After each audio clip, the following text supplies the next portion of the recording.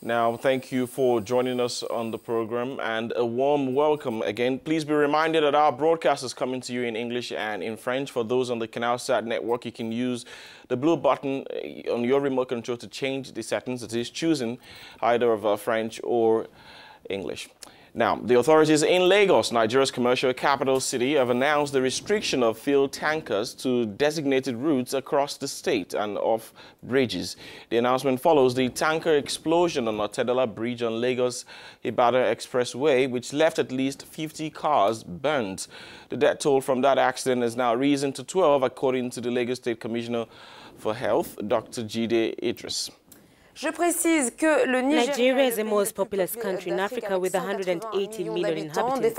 Factual Nigeria has a highly developed oil sector, yet the West African nation imports much of its fuel due to the lack of factional refineries. The already overcrowded roads in Nigeria are for many in poor condition and transformed into dangerous passage by oil trucks. Thursday's explosion occurred at the Lagos-Ibadan Highway, one of the busiest entry and exit points in the commercial capital to more than 22 million people. Du Nigeria qui abrite plus de 22 millions de personnes.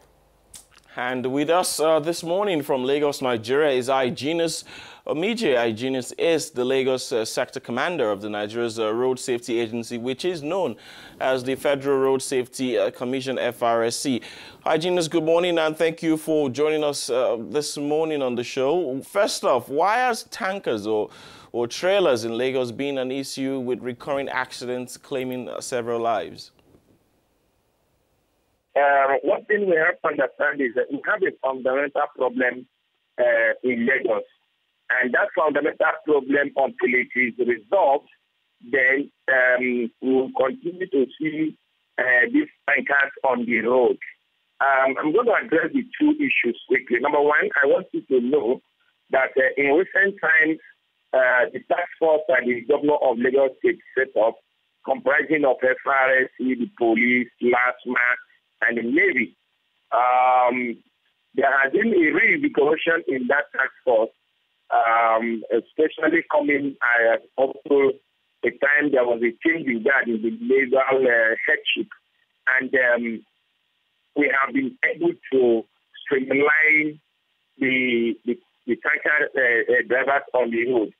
These days, we don't allow them to stay on the bridge like that the way they used to be. What happens is they now form streamlining in one lane. Then when you get to the crest of the bridge, where the bridge goes up, they make a sort of like skip.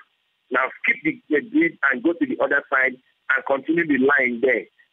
That is what they are doing now, so that we reduce the death traffic on these bridges. Now, Hyginus, there are reports that the previous administration in Lagos enforced the restrictions of movement of trailers and tankers during the day. If this is true, has this been abandoned?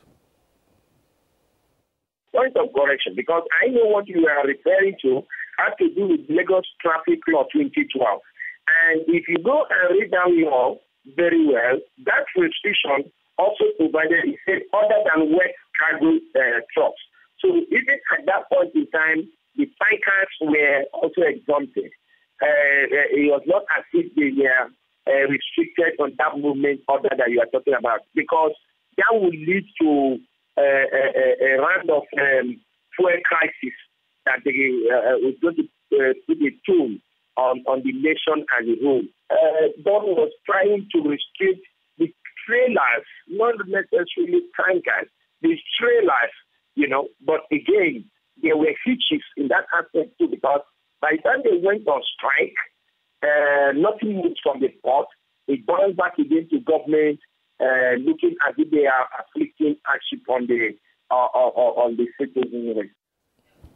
Hyginus, thank you for sharing that information. But the federal government, the Nigerian government, have said that they are putting measures in place to ensure safety of lives and property of all residents of the country. What concrete measures do you think could be put in place to avoid a recurrence of this type of tragedy?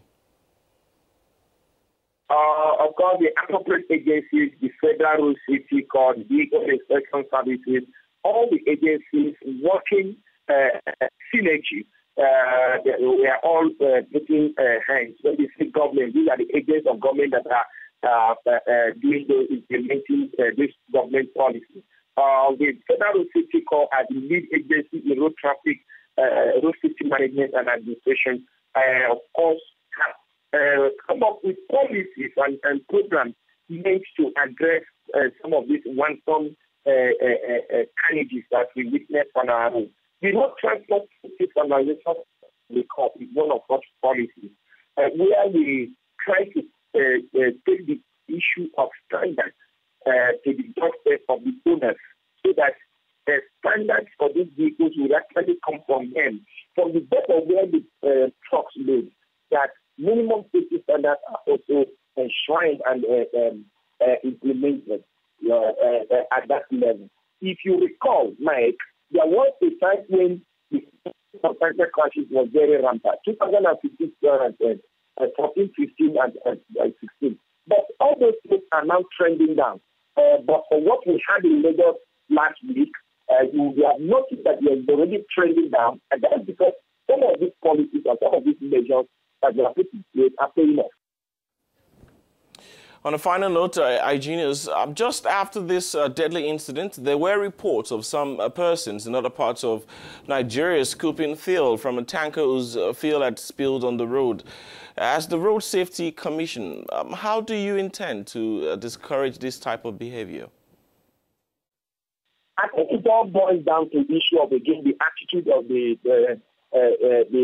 drivers themselves also. For example, after the Thursday incident in Lagos, by next day, there was another case of a crash in Kaduna, I think, with a truck carrying kerosene around, not fuel. And it was the case of a brother engaging in dangerous overtaking. So the issue is that we are also addressing some of these things, like when I said driver safety and education, training and retraining of these drivers, as well as other members of the motoring public.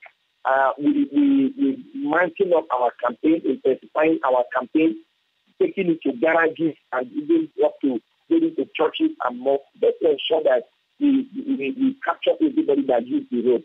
Well, we need to change our attitudinal predisposition to the use of the road. It's very, very key. Because if you look at the factors responsible for all this, it's over 80% of them as a result of the human factor. And if we can get it right as the road users, I think the road can be safer for all of us.